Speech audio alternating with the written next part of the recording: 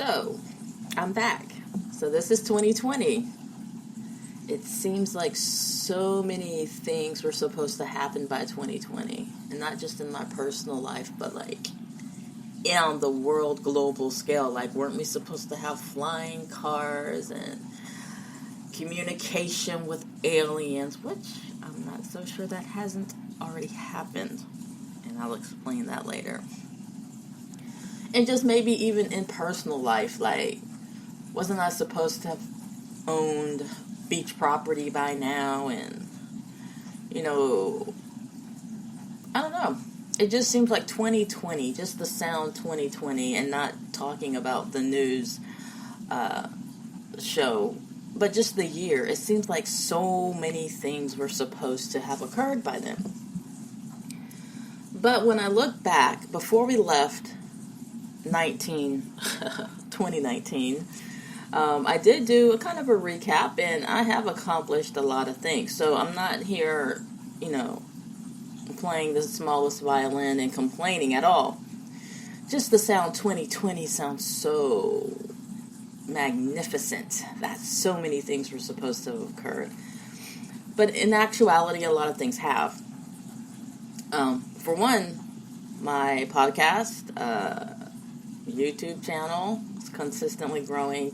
But the biggest thing is the last year has been an amazing discovery of what my ascension trip process has been. This journey of ascension.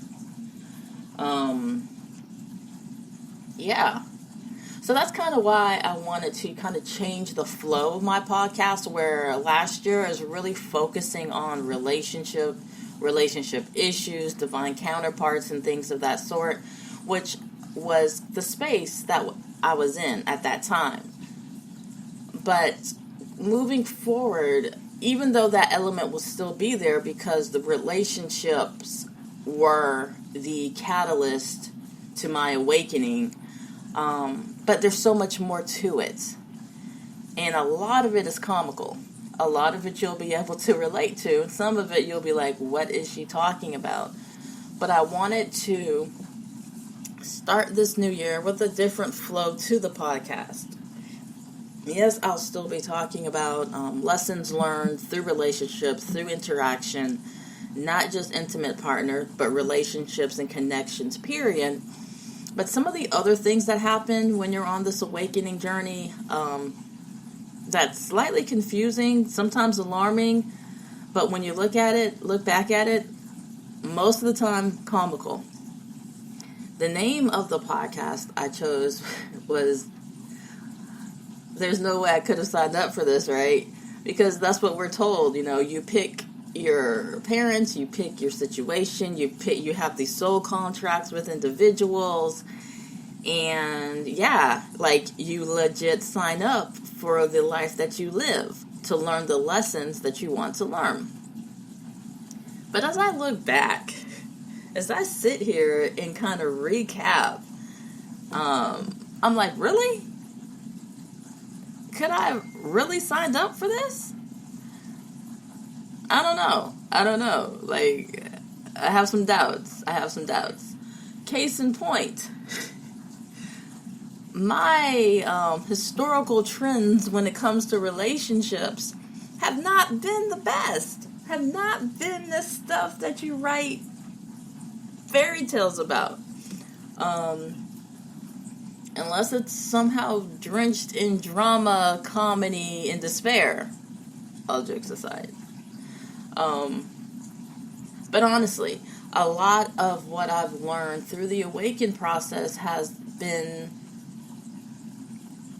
shrouded in the inconsistencies, the confusion, the uncertainty of relationships. So, what does that mean? Well, if you have been listening to my podcast, you know that I'm divorced, right? I've had relationships that have been very confusing, including that one. And in the process of work and what I do to make a living, I'm learning a lot about attachment theory, and how attachment and your attachment styles play a big piece in relationships, especially when there's trauma involved. And if you know anything about what I do, that's kind of what I do for a living, is teach, train, and work with victims who have been impacted by trauma in their lives. So that has also been a part of my awakening as well, more on the scholastic aspect, more on the 3D aspect, but still a lot in learning on how those elements impact adult relationships, the adult interactions with one another, and their ability to connect or their lack of ability to connect. On top of that, I really learned how your birth chart is scary. Like, I don't even know how else to give an adjective that make it simple. If you have not took time to really dig into your natal chart, I suggest you do it. If you believe in astrology or not, I challenge you to not get freaked out when you pull your natal chart and actually research what's in it. I'm in my 40s, right? So I got some good time on this planet. So even though, everybody knows your sun sign, it's very rare you'll find somebody who has no idea what their sun sign is. But people have to really look at more than just sun signs, right? Your moon sign, your rising sign, your Mercury, Venus, Jupiter, all these have different influences in how you interact with the world. And I know if you're not big into the stars, you're probably like, I'm going to cut this video off, or this podcast off right now, because she's talking rubbish. But I challenge you. Like, this is my open challenge to you, and I will leave my email address where we can have a conversation. If you pull your natal chart and actually put time into it, that you will not be freaked out with some of the accuracies that come up. That's my challenge. Like, I don't want to hear this is hogwash, this, that, and the other. Just do the work and then come back to me and we can have a discussion. So, I've learned that, my sun is a Pisces, but I have very little water in my chart. So that explains some of the reasons why I'm very big into needing freedom. I can't stand to be tied down. And there's other aspects in there as well that kind of freaked me out. So, that's definitely, just researching my natal chart was a big part of my awakening experience. So if you're kind of still new to this, I would suggest you do that. That's a great place to start. Like I said, everybody pretty much knows their sun sign, but when you get more in depth with your moon, when you get more in depth with your rising and all the other placements, it's a game changer. Absolutely. So if you're new to this, you found this podcast, it looked interesting, and you're kind of like, I wonder what else is out there. Check it out. Like, my whole slogan for what I do is for the seekers. Like, I want to connect with people in a way that makes the whole mysticism not so mystic, right? It's all about energy. Right? And that's my second part of this awakening process, was just to understand that, growing up Catholic, I was a practicing Catholic up until the age of 26. I think that gave me a great foundation than some of the other denominations that are out there within Christianity. And the reason for that is because, we talked about saints and angels, and we lit candles and we prayed. Our mass is very ritualistic in a sense. Every mass you go to, no matter where you go, you're doing the same thing at the same time. The songs might be sung different, but the words are the same. Very ritualistic, right? So, me kind of researching outside of the box, me kind of looking for more, I was given a good foundation for that because that stuff didn't freak me out. So I pulled away from Catholicism for my own personal reasons because I'm a seeker. I'm always wanting to know more, right? And I've always had certain gifts as a child that I was kind of ostracized for and bullied for, that as I got older, I was able to understand, like, first of all, everybody has abilities.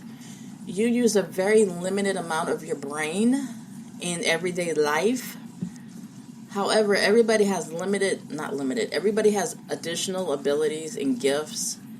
But because, we are taught that this is evil, we are taught that this is wrong, this is the devil's doing, you pull away from it.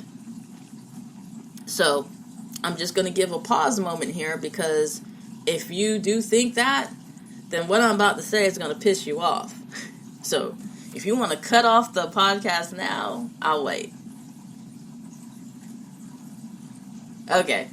If you're still here, here you go. I'm about to give you some game-changing information. It's all energy. Everything.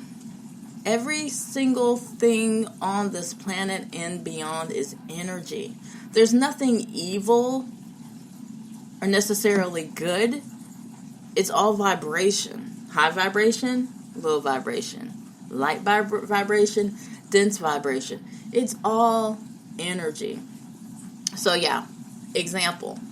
I read cards. I do cards. It's a meditative thing. It's a personal development thing. But growing up, I was taught that is the devil's work. Okay, newsflash. Cards are paper and ink.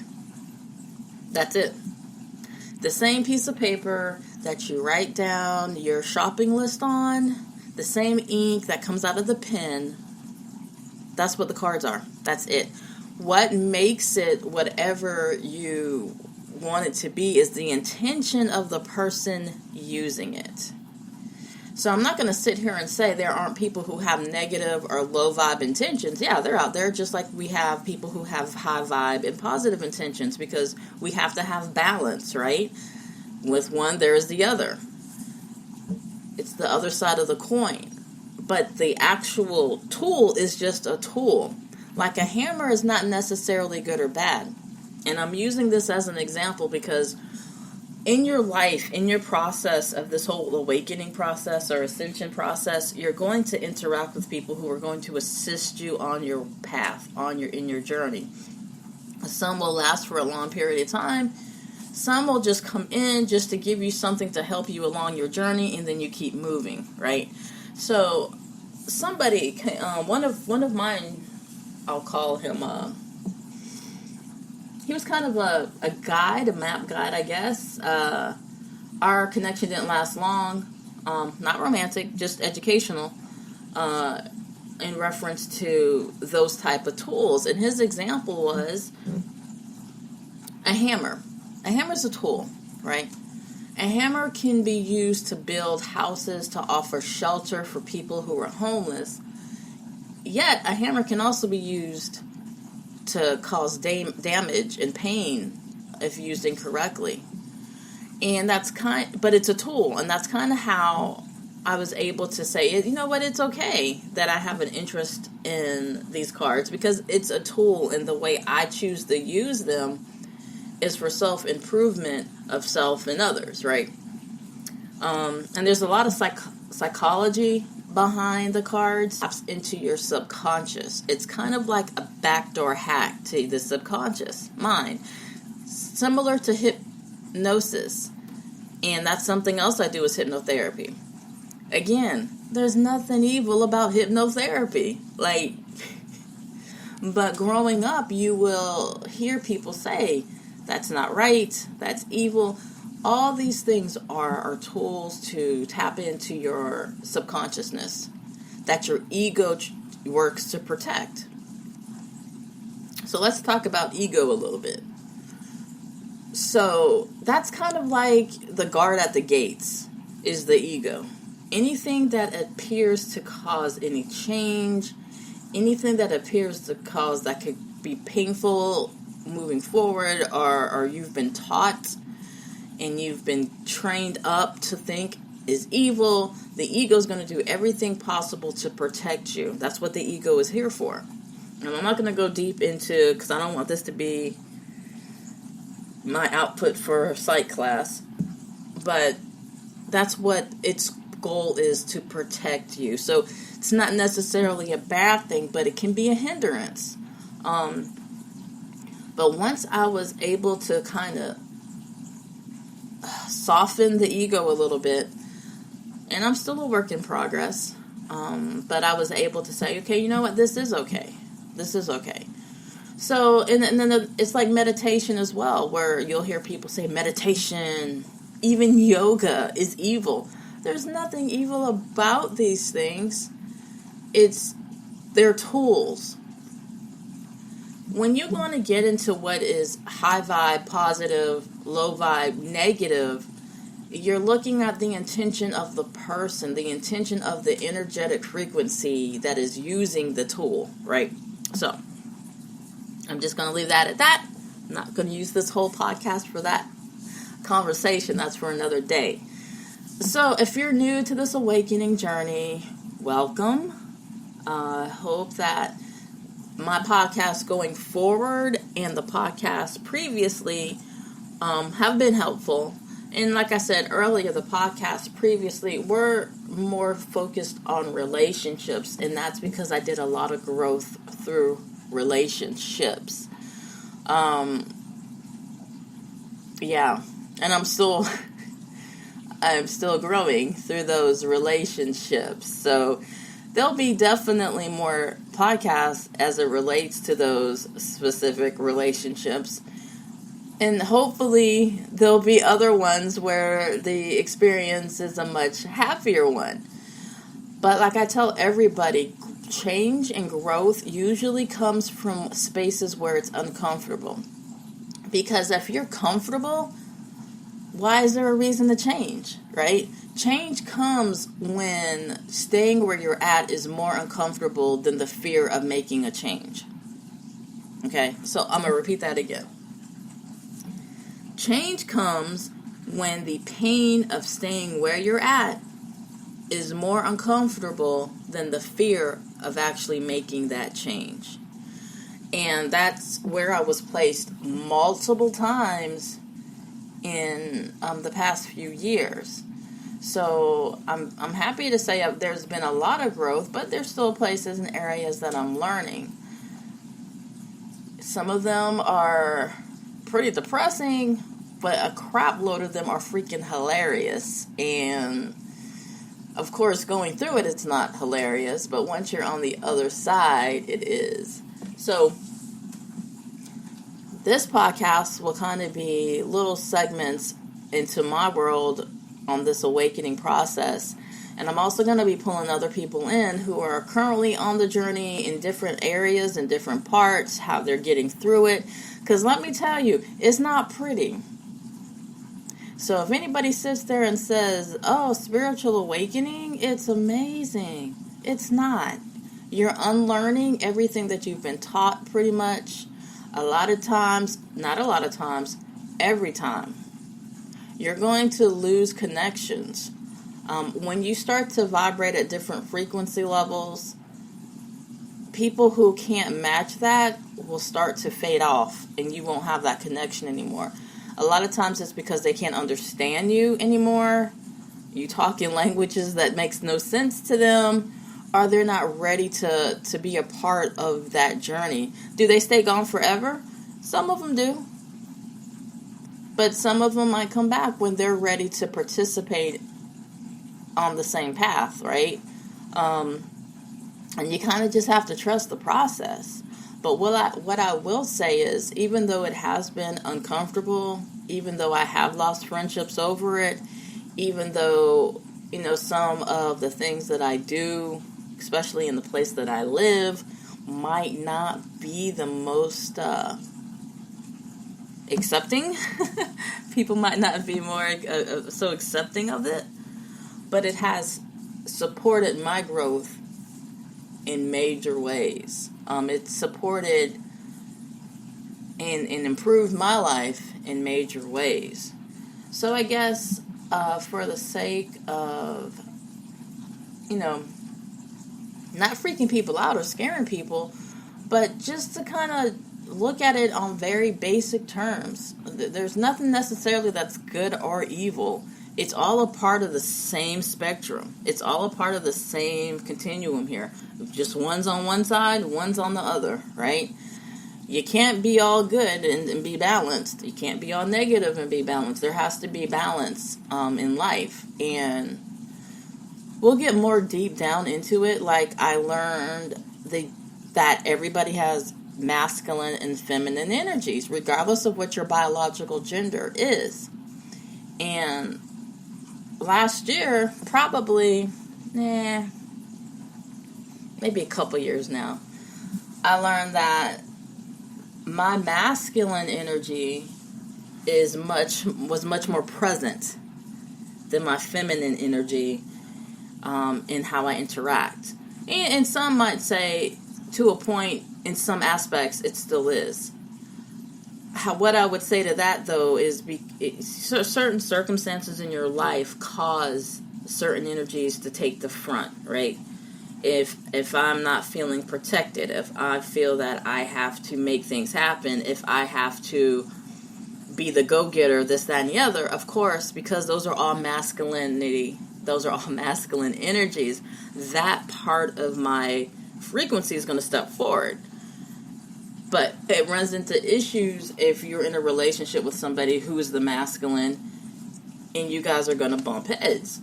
So it was a learning of stepping that back in different circumstances. So that's one huge lesson that I learned. And there's tons of others. And let me tell you, that was a whole comical experience in itself. So yeah, this whole spiritual awakening thing, once you get on the other side, things start to calm down. But when you're going through it, oh my gosh, it's crazy. Like dreams, when you start to be able to pick up people's energies, it's just, yeah.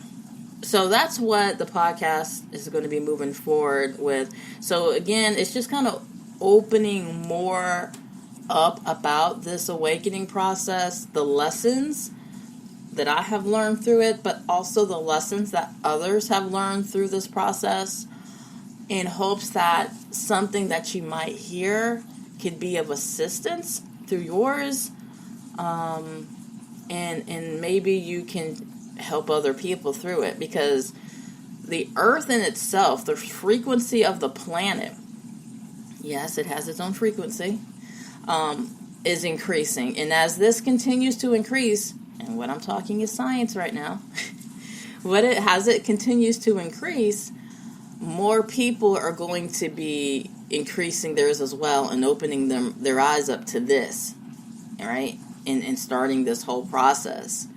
So even if it's somebody who's like, I'm not all into this woo-woo stuff, but they occasionally check their horoscope, that's a start, right?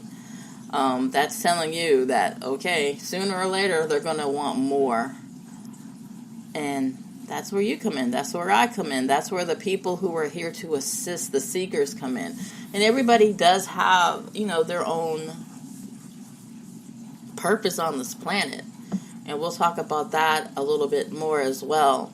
But yeah, so hopefully this podcast can kind of reach out to more people who just aren't having relationship issues. And I'll guarantee you that there'll still be lessons that I'll be pushing out there about relationships and how, the lessons that I've learned and some of the comedy that comes with it. I'm telling you guys, my relationship life could be its own sitcom. And I'm not even joking. It's probably because I'm a mix of, I'm a sun, Pisces, which is your water, but then I'm a fire Sagittarius moon, which is your fire, and then I'm a rising Libra, which is the air, and I have absolutely no earth in my chart. So I'm like flying with fire and air and water all over the place and nothing to tether me down. So can you imagine that in a relationship? But I'm learning. Just hopefully whomever I end up partnered with has a lot of earth, because I need to be tethered. But at any rate, hopefully this podcast will make sense. Hopefully it will provide some helpful notes and some education to you as you go through this.